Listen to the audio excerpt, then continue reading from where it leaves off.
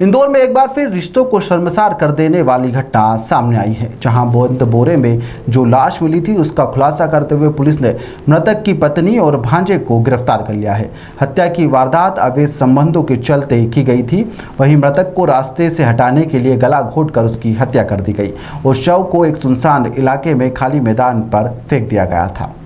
घटना एरोड्रम थाना क्षेत्र के 155 संगम नगर की है, जहां पर पुलिस को 2 दिन पहले एक बोरे में बंद शव मिला था, जिसके हाथ पैर भी बंधे हुए थे। शव के मामले में पुलिस ने मृतक की पहचान देवेंद्र अग्रवाल के रूप में की थी। पुलिस ने अंधे कत्ल की हत्याकांड की गुत्थी को सुलझा लिया है और मृतक की पत्नी और उसके भांजे को गिरफ्तार कर लिया है। और मृतक देवेंद्र पिछले 13 माह से अपनी पत्नी से अलग रह रहा था।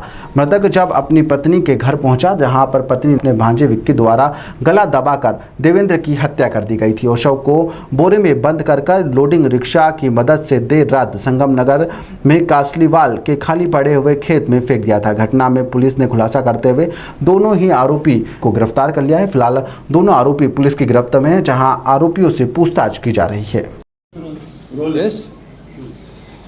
थाना एरोड्रम को अंधे कत्ल की गुत्थी सुलझाने में सफलता मिली है। थाना एरोड्रम क्षेत्र के अंतर्गत कासलीवाल के खेत पर, जो कि 155 स्कीम कासलीवाल का खेत है, वहाँ पर उस पर एक सूचना मिली थी कि बोरे में लाश है और तस्दीक करने पर, मौके पर जाने पर यह प्रतीत हुआ कि इसको कहीं से लाकर यहाँ पर डंप किया गया है। मृतक अज्ञात था, आरोपी अज्ञात थे। एकदम पुलिस के लिए बड़ी चुनौती थी। लगातार इसका हमने सोशल मीडिया के माध्यम से और पुलिस कंट्रोल रूम और थाने के जितने भी हमारे काउंटर इंटेलिजेंस के आरक्षक हैं, उन सब के माध्यम से इसको सर्कुलेट किया और सर्कुलेट करने के बाद करीबन 13 तारीख को सुबह के समय एक थाने पर जो अज्ञात मृतक था उसका भाई पहुंचा और उसने शंका जाहिर की कि मेरा ये भाई पप्पू अग्रवाल हो सकता है। फ़ोटोग्राफ दिखाए गए सोशल मीडिया में, जो हम लोगों ने व्हाट्सएप पे जारी किया था वो दिखाए गए और मर्चुरी में जाकर उसकी बॉडी दिखाई गई, जिससे उसने शिनाख्त करी कि मेरा भाई पप्पू अग्रवाल है। इसके बाद में हम लोगों को लीड मिली और लीड मिलने के बाद तत्काल ही हम इसका जो पत्नी है नेहा, जिससे कि करीबन 13 माह से अलग रह रहा था, उसके निवास पर पहुँचे, क्योंकि ये इनपुट हमको मिल गया था कि कोई एक 10 वर्ष के बच्चे के साथ में ये वहाँ पर देखा गया है। जब नेहा से पूछताछ की तो उसने प्रथम दृष्टा भ्रमित करने की कोशिश की और ये बताया कि आया था, उसके बाद यहाँ से चला गया है।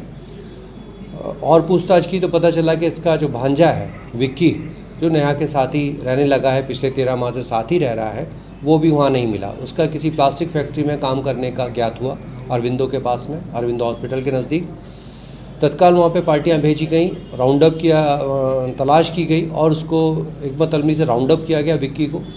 और इसके बाद में इन दोनों का इंट्रोगेशन हुआ, सभी महिला सब इंस्पेक्टर्स और कांस्टेबल के साथ में इससे पूछताछ हुई, जब दोनों को आमने सामने बैठा और इन लोगों ने फिर कन्फेस किया कि घटना हमने कर दी है। उसका पीछे एक बड़ा कारण इनके आपस के संबंध बनना और साथ ही इससे इनका मनमुटाव और काफ़ी दिनों से सेपरेशन था।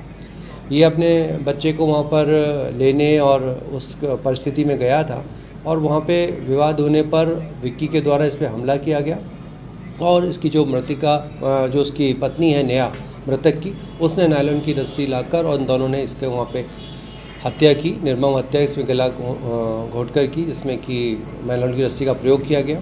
बाद में बरसात की रात थी तो करीबन 9:30 के आसपास इन लोगों ने इसको एक बोरी में बंद करके और लोडिंग के रिक्शे की मदद से और इसको लाकर बाणगंगा क्षेत्र से बाहर, ये नियर एरोड्रम क्षेत्र के पास में जहाँ एक खेत है कासलीवाल का, जहाँ पे कचरा डंप रहता, वहाँ पे इसको लाके पटका।